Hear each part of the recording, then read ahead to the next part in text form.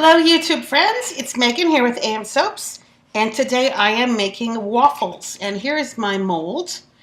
This mold was purchased on Etsy, and I'll show a link in the description box to what store I bought this from. I also use this mold for bath bombs, and it's really good for bath bombs because it makes an attractive bath bomb, but it also will easily break in two.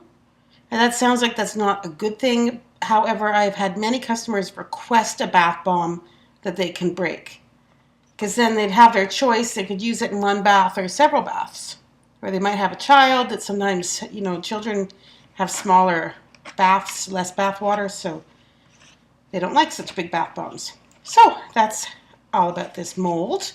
It's a hard silicone mold. And I've already made the butter. This is going to be my butter patties. And I just made this in this mold. I forget what was in here actually. Maybe this might have been a yogurt. There's a certain yogurt I buy at Sobeys that might have been in this. I'm not sure, but I previously made this yellow soap. Has no fragrance. This is going to be the butter patties. Today we will make the waffles themselves. My fragrance is Home Sweet Home. This fragrance has 1% vanillin in it, so my waffles will go just a light tan color, just as you expect a waffle to be. And because I find these to not be thick enough, I'm going to make the waffles and then pour a slab mold and put the waffles in the slab mold to make them a little bit thicker.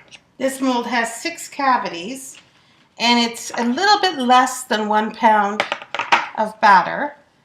So in order to make 12 bars of soap, which is what I'm doing, it takes 3 days. Here is my oil blend that I call suds and my lye water. The temperature of my oil is 87 degrees Fahrenheit.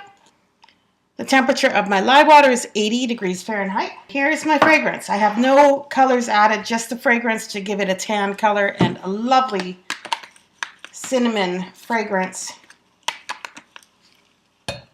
It just smells like cinnamon waffles. It smells great. So add the lye water into the oils here. Pour it into the mold, and then we wait till tomorrow. I'm going to freeze them outside in the cold before I unmold them tomorrow. They just will come out of the mold better that way. More likely to get all of it out and have a nice crisp waffle appearance. So I'll see you tomorrow when we unmold this. So here is step 2 of the waffles, is to get them out of the mold. Now I have frozen these. After I freeze them, I just put my fingernail in there to introduce air. This is exactly how I get melt and pour out of the mold. So I just do the same thing. You can see the air move in there. You probably can't see it on video, but if you're doing this in your home, you would see it. You can see the air pocket move. And then I just massage in here to move the air all through. The better you do this, the less soap that you will have stick in the mold. I want this to be really crisp and clear, perfect waffles, like that one. So I just do this to remove all 6. And our next step is to pour in a slab mold, and I'm going to put these in just to make them a bit deeper. I want to make this a bit more substantial. I have all my waffles here ready to go. I am going to pour 2 pounds of batter into a slab mold and then put these waffles into that mold just to make them a bit larger. I find this to be just too small. As a bar of soap, I'd like it to be larger than that. I don't actually have a slab mold, so I'm using a cardboard box. All I have done is make sure it was all sealed with packing tape. All the holes are sealed there, and I've put freezer paper inside. So this is my mold.